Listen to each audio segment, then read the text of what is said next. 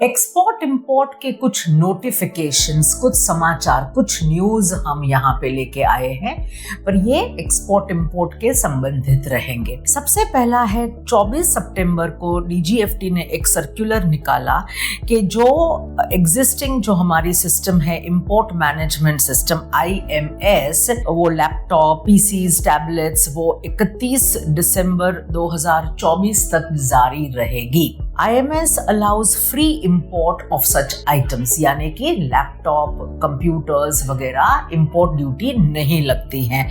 तो ये हमारा चला है 31 दिसंबर तक।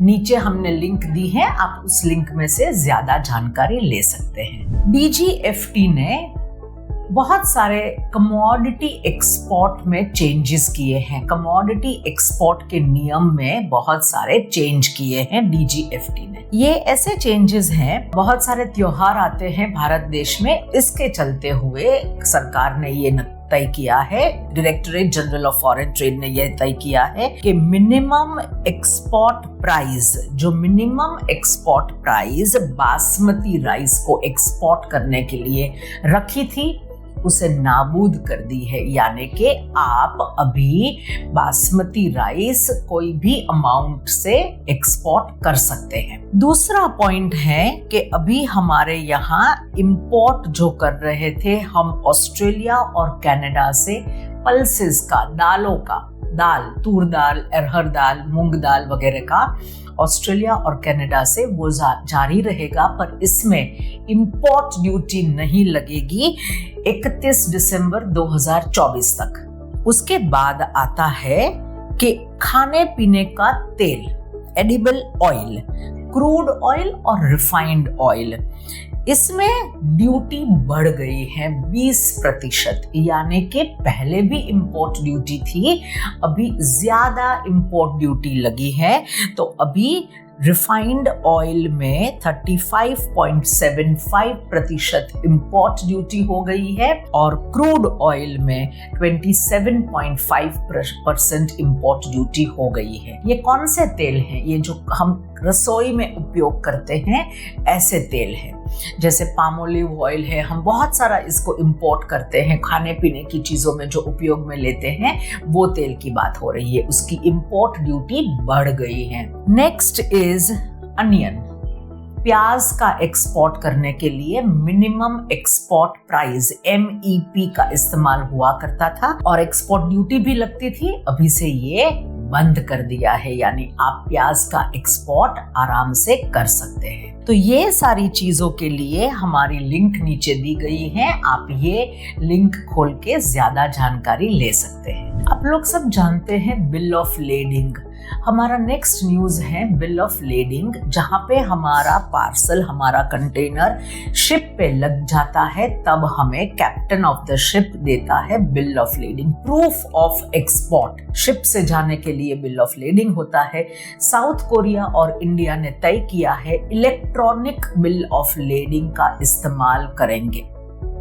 इलेक्ट्रॉनिक बिल ऑफ लेडिंग का इस्तेमाल करने से बहुत सारे हैसल्स कम हो जाते हैं और ये लीगल डॉक्यूमेंट बनेगा, जो रसीद है, जो कॉन्ट्रैक्ट है, proof of ownership of product, transfer आप करेंगे सेलर टू बायर वगैरह, ये इलेक्ट्रॉनिक बिल ऑफ लेडिंग से आप कर पाएंगे। नीचे लिंक दी है, आप ज्यादा वहां पे पढ़ सकते हैं। एक और न्यूज है जो हमारे लिए लाभदायक हो सकती है, इंडिया की नहीं है पर इंडिया के लिए लाभदायक हो सकती है।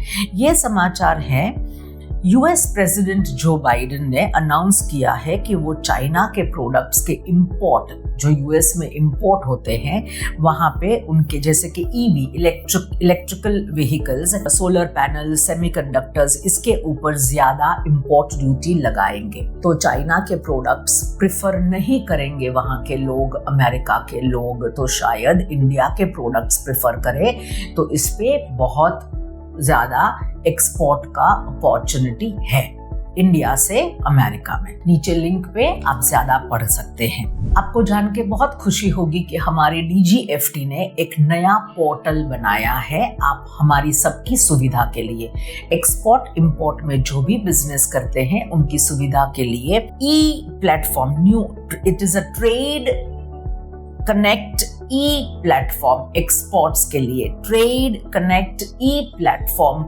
नया बनाया है। और ये जो ट्रेड कनेक्ट ई प्लेटफॉर्म सभी एक्सपोर्टर्स के लिए है, इसका भी हमने यहाँ पे लिंक दी है। आप ये लिंक से ज़्यादा इंफॉर्मेशन ले सकते हैं कि ये क्या पोर्टल है। ये बहुत ही उपयोगी पोर्टल है, यहाँ से आप काफ़ी सारी इंफॉर्मेशन जल्दी से ले पाएंगे। एक ज़माना था, अब तक हम कहते थे कि अमेरिका में इंडिया से सबसे ज़्यादा जो एक्सपोर्ट होने वाली चीज़ है वो डायमंड्स, पॉलिश्ड डायमंड्स जाते हैं अमेरिका। और एक आज का दिन है जहां पे सबसे ज्यादा एक्सपोर्ट होने वाली चीज बन गई है आईफोन। इंडिया में आईफोन मैन्युफैक्चर होते हैं और फिर हम आईफोन विविध देशों में यानी कि अमेरिका में एक खास करके हम भेजते हैं। और यहाँ पे ये आईफोन ने जगह ले ली है डायमंड्स की। तो ये एक खुशी की बात है हमारे लिए। जो भी इंजीनियरिंग आइटम्स में, ऑटो पार्ट्स, इंजीनियरिंग आइटम्स जहाँ पे काम कर रहे हैं, उनके लिए हमें ये बताना ज़रूरी रहता है कि क्वालिटी नॉर्म्स, स्क्रूज, जो स्क्रू होते हैं छोटे बड़े screw, bureau of Indian standards ने इसका क्वालिटी का एक धोरण बनाया है। और ये क्वालिटी नॉर्म्स हम सभी को फॉलो करने हैं, चाहे इंपोर्ट के लिए हो या एक्सपोर्ट के लिए हो। तो ये सारी चीज़ों के लिए हमारी लिंक नीचे दी गई है, आप ये लिंक खोल के ज़्यादा जानकारी ले सकते हैं। Thank you.